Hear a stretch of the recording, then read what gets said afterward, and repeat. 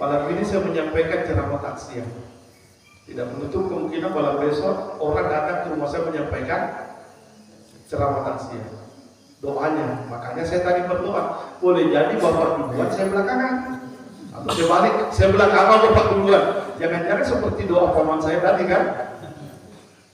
Jadi bapak ibu sekalian, agar bulan Ramadan ini betul-betul maksimal, optimal, tidak ada waktu yang kita biarkan berlalu tanpa bermakna. Tanamkan dalam diri kita bahwa ini adalah Ramadan terakhir kita. Sesuai dengan pesan Rasulullah ketika ditanya bagaimana cara salat, bagaimana cara agar salat kita khusyuk. Salat ini salat al-Fatihah. Salat seperti orang yang berpisah. Wat dia, makanya tafwada, tahu perpisahan. Wat orang yang akan berpisah. Maksimalkan agar kita mendapatkan ampunan Allah Subhanahu wa taala. Itu satu. Yang kedua, kita berbulan Ramadan ini target kita adalah surga. Target kita adalah surga. Di bulan Ramadan ini futihat abwaabul jannah, seluruh pintu surga dibuka.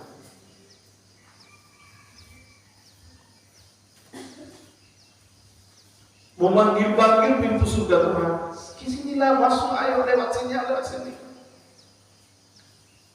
Wakulikat abwaabun nar, pintu-pintu neraka ditutup.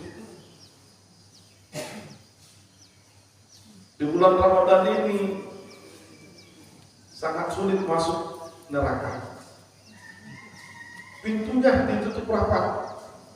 Kalau ada orang yang bisa masuk neraka di bulan Ramadan, itu lompat pagar itu, tidak melalui pintu. Kalau pintunya sudah ditutup, memang nekat, yang itu yang dicari. Ya, memang itu yang dicari. Allah menginginkan kita semua masuk surga di bulan Ramadan. Dan tolong ingat Bapak Ibu, bulan Ramadan ini bulan umat Muhammad.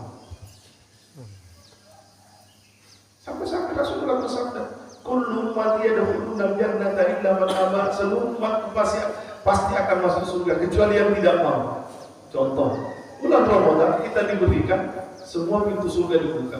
Tak tersisa satu pun pintu. Semua dibuka.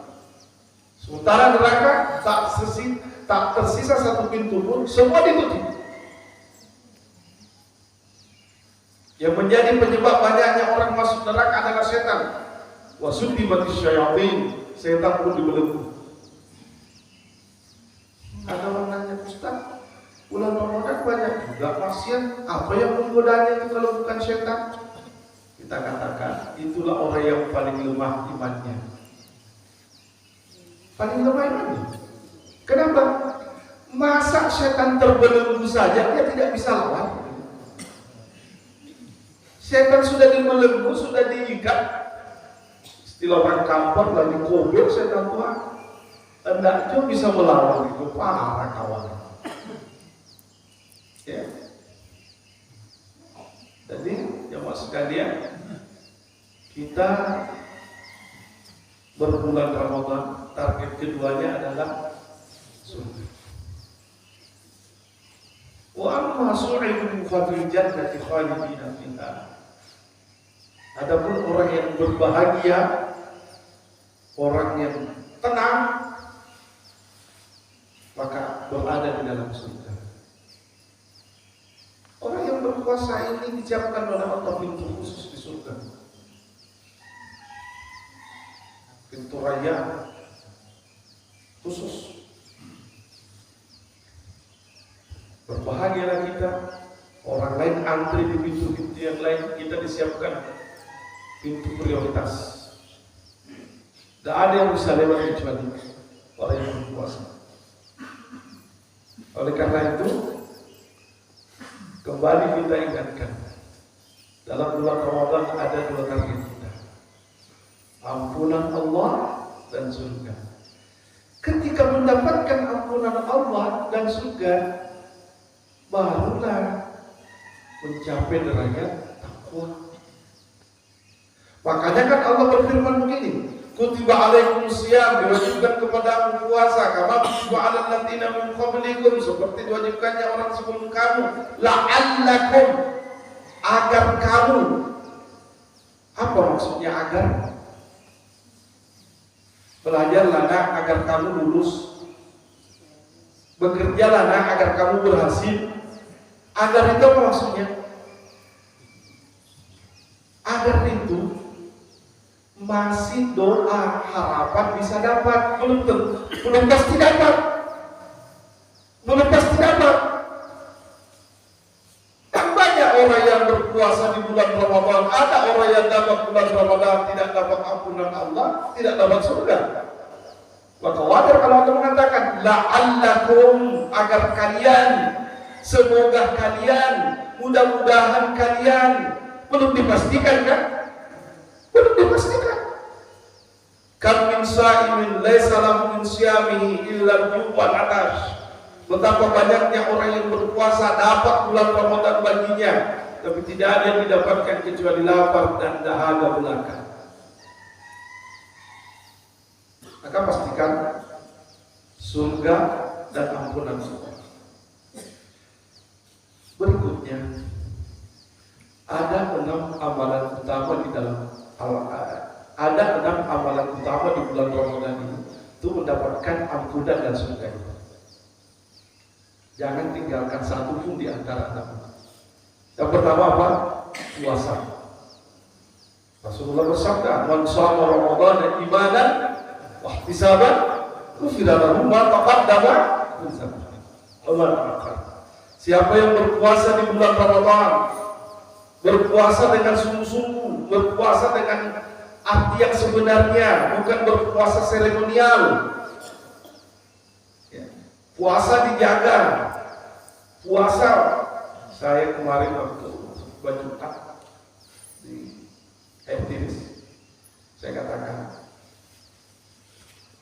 ibadah itu kalau tidak ada rohnya, hanya seperti jasad yang tidak punya roh. Jasad kalau tidak ada rohnya itu orang mati, tidak ada nilainya.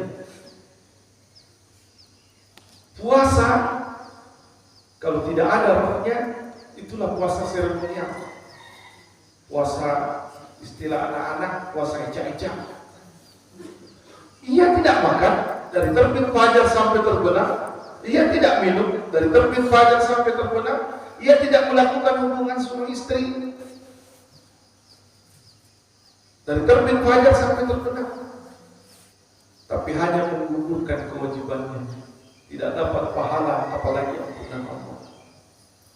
Tidak perlu mengkadak puasanya, tidak perlu bayar fidyah karena kewajibannya gugur, tapi tidak ada yang dia dapatkan, tidak dapat pahala dan tidak dapat ampunan Allah. Sama kita ini bapak-bapak, kita kan sering mendengar tuh, apabila di waktu Jumat, apabila khatib naik mimbar, ditutuplah catatan amal. Apabila khatib naik mimbar, ditutuplah catatan amal. Kalau ada laki-laki yang terlambat datang salat Jumat, khatib sudah naik mimbar, baru dia datang, sah salat Jumatnya? Sah. Perlukah mengulanginya untuk salat zuhur? Tidak perlu. Adakah pahalanya? Tidak ada. Karena sudah ditutup catatan amalnya kan. Jadi hanya sekedar menggugurkan kewajiban. Hanya sekedar menggugurkan kewajiban. Ada orang yang berpuasa tahan lapar, tahan haus, tidak berhubungan suami istri, tapi segala hal yang bisa menggugurkan pahala puasanya, apalagi mendapatkan ampunan Allah, tidak dikerjakannya. Ghibah jalan, fitnah tidak berhenti, dusta biasa saja. Sehingga orang tua kita biasa ya, kalau dia dapatkan kita berdusta, ayo nak, tak usah lagi kita puasa, buka aja lah. Ada benarnya, tapi ada juga salahnya. Salahnya, biarkan dia kerjakan untuk menggugurkan kewajibannya, tapi tidak dapat pahala lagi.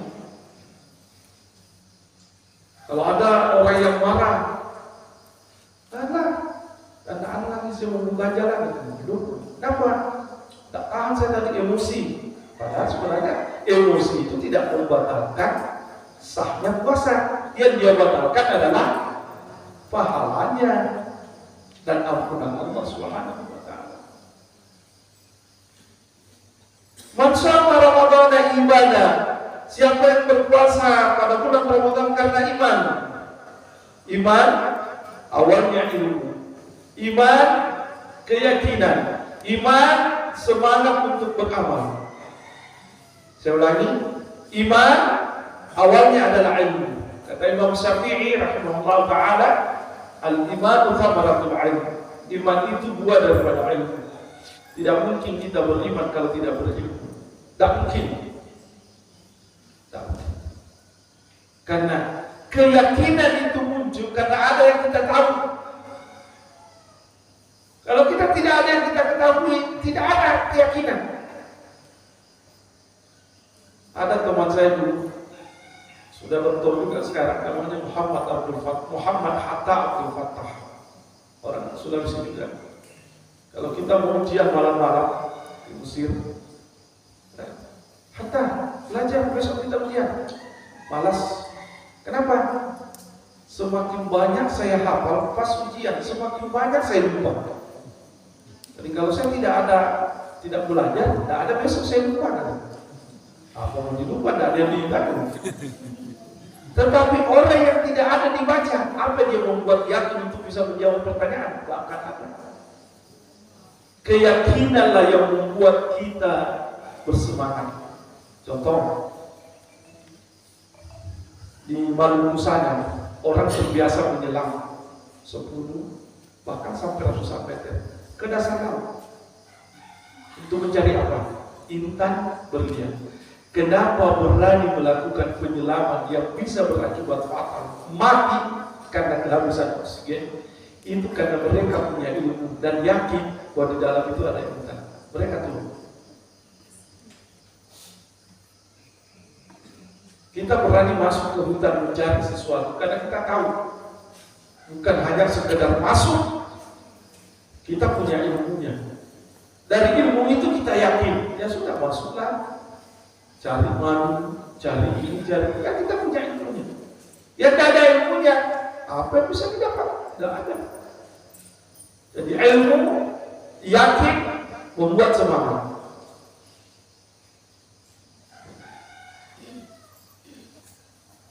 Imanan, berpuasa di bulan Ramadan karena iman. Ada ilmunya, pelajari apa yang bisa membatalkan puasa secara sah, apa yang bisa membatalkan puasa dari segi pahala, apa yang bisa membatalkan puasa dalam hal mendapatkan ampunan Allah. Ada ilmunya berdasarkan dalil. Ilmu itu membuat kita yakin, karena kita yakin kita amalkan. Kenapa kita malas beramal? Karena tidak yakin. Ada seorang tabi'in bekerja di Khalifah Abbasiyah. Gajinya tidak seberapa, anaknya 11. Gajinya tidak seberapa. Artinya, kalau dia terima semua gajinya itu dalam hitungan manusia tidak cukup untuk membiayai 11 anak, 1 istri. Sempatlah 4 istrinya berarti 44 anak. Ya, 11 anak. Karena memang kita disuruh menikahi perempuan wadud, banyak anak dan penyayang. Ya kan? Setiap menerima gaji dari Baitul Mal, dari perbendaharaan negara, 2/3 disumbangkan. Sepertiga itu dibawa pulang, letak di bawah kasur. Setiap istrinya minta uang belanja, dia cukup berkata, ambil di bawah bantal. Setiap anaknya minta uang jajan, dia cukup berkata, ambil di bawah bantal. Dan tidak pernah tidak. Sehingga seorang abang iparnya, abang dari istrinya bertanya, Fulan, kerjamu cuma segini. Gajimu saya tahu perkiraannya, anakku 11. Tapi kau tak pernah mengeluh, bahkan berlebih. Kata dia, Ya, yang mengatur rezeki itu kan Allah. Yang mengatur rezeki itu Allah. Banyak orang berkata, usaha tidak pernah membohongi hasil. Saya tidak sependapat. Usaha tidak pernah membohongi hasil. Saya tidak sependapat. Coba orang ke pasar penjual ikan, ikan saleh, jualan di los yang sama dengan ikan saleh yang sama, datang pada jam yang sama, tutup pada jam yang sama. Coba tanya nanti setelah selesai, sama enggak jual beli yang dia dapatkan hari itu? Padahal usahanya sama. Jadi siapa yang mengatur rezeki? Orang berkata, ini hasil keringat saya. Banyak orang yang berkeringat tak dapat uang. Mandi keringat cuma dapat 100.000 sehari. Saya tidak pernah berkeringat. Masuk mobil pakai AC, sampai di rumah ber-AC, ke kantor ber-AC. Saya bisa berpenghasilan 30 juta sebulan. Tidak pernah berkeringat. Maka sombong kali kalau orang mengatakan ini hasil keringat saya. Jangan Pak mengatakan hasil keringat. Banyak orang yang berkeringat, habis keringatnya, belum tentu dibayar gajinya.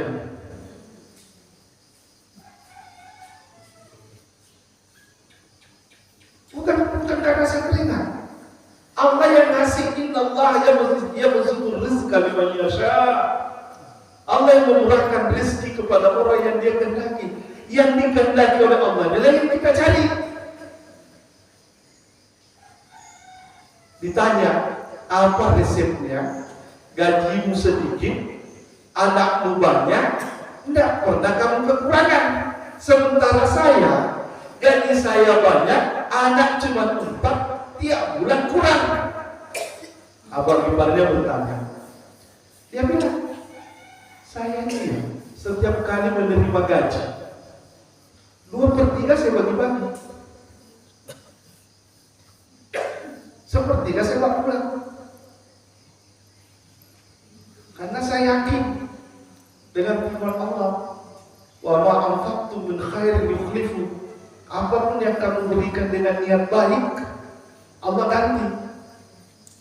Oh, abang iparnya ini begitu terima gaji misalnya 10 juta, 7.500.000 dibagi-bagi. Harapannya nanti banyak, kan? Oh, tambah berkurang. Datang komplain ke adik iparnya, teorimu salah. Iya lah, beda cara kita. Saya yakin Anda mencoba-coba. Kalau saya ceramahkan bahwa berinfaklah tiap hari, rezeki pasti dilancarkan. Banyak di antara kita hanya terpukau dengan ceramah saya. Kita coba ya, coba-coba. Namanya coba-coba, asal coba-coba, ujungnya gagal. Kenapa dia gagal? Ya, coba-coba kok. Gagal. Tapi kalau yakin kita, orang tua kita dulu tidak pernah belajar ilmu kedokteran. Dia cuma baca salawat, mudahi, sembuh. Kenapa? Yakin. Kita sudah disuntik, tak sembuh-sembuh. Kenapa? Orang tua kita dulu angkat senjata, bambu runcing, melawan Meriam. Benar. Kenapa? Yakin. Kita tidak bisa. Makanya banyak toko kan berhasil. Apa nama tokonya?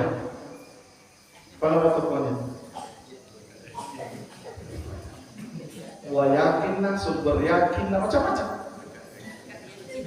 Berkat yakin lah, iya kan? Berkat yakin. Mohon maaf Bapak Ibu, pesantren yang saya bina itu kan gratis, tidak ada pendaftaran, tidak ada SPP, tidak ada apa-apa, gratis. 140 dia serah. 140. Pengurus bertanya, sedangkan bayar Ustaz, tidak bisa bayar dulu, apalagi ini gratis. Nah, ini orang yang ragu kepada Allah macam ini. Orang yang ragu kepada Allah. Saya sampai waktu pertama kali membangun pesantren ini, ada orang berkata, potong telinga saya kalau berhasil. Ada juga yang berkata, hancur nanti mobilnya Pak Lukman itu tidak bisa dia ganti. Dia mana? 140 anak mau dikasih makan setiap bulan. Alhamdulillah sampai sekarang tidak pernah kita menepis.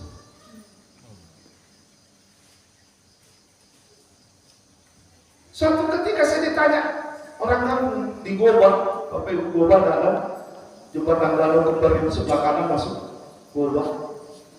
Ditanya, apa resepnya Ustaz? Saya bilang, apakah Anda tidak tahu hadis? La'allaka turzaqu bihi.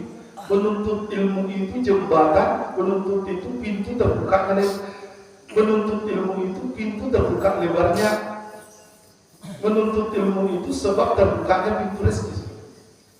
Dua orang sahabat, abangnya bekerja, adiknya rajin pergi mengaji di hadapan Rasulullah. Cemburu abangnya, saya yang bekerja, adik cuma datang saja. Saya belum tampatin. Datang mengadu kepada Rasulullah. Ya Rasulullah, tidak adil. Dia tiap hari datang di hadapan Anda mengejar wahyu. Saya tiap hari ke pasar ke ini mencari. Apa kata Rasulullah? Tahukah engkau lancarnya rezekimu gara-gara adikmu pergi menuntut ilmu ke sini? La'allaka turzaqu bihi. Engkau dapat rezeki melimpah gara ini. Makanya saya tidak sependapat orang yang berkata, saya tidak sekolahkan anak karena tidak ada uang. Karena kenapa? Pengalaman pribadi saya anak yatim dari umur 7 bulan. Seandainya uang lah, anak yatim, bukan pula anak yatim orang kaya. Ibu saya cuma jualan golok, gorengan di pinggir pagar SD. Sampai, jangankan tamat SD, sampai kelas 3 aja udah cukup rasanya. Udah cukup rasanya. Buru-buru menjadi dokter seperti sekarang, tak terbayang. Saya mau berangkat musim 89. Apa kata keluarga? Bukan pula keluarga jauh, keluarga dekat. Apa katanya? Bagaimana si Anu mau menerbangkan anaknya sementara bulu sayapnya tidak cukup? Berangkat saya kuliah. Pulang saya 94 jadi dosen. Alhamdulillah sampai sekarang doktor.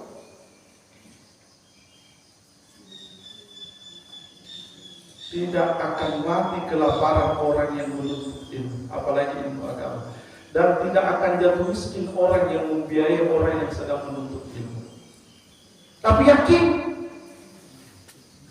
jangan mencoba-coba. Ya saya mau cobalah besok ambil juga orang sekolah, tidak berhasil, tidak berhasil. Makanya bendahara di pesantren itu, gimana nanti Ustaz ini udah tahu musiknya, tidak ada uang, tenang aja, diam aja, diam aja pikir, diam aja. Masa kita ragu dengan janji Allah? Tak akan mungkin. Oleh karena itu Bapak Ibu sekalian, man shoma Ramadhana imanan, betul-betul karena iman, punya ilmunya, ada keyakinan, punya semangat beramal, insya Allah puasa macam itu mendapatkan ampunan. Wah, tidak ada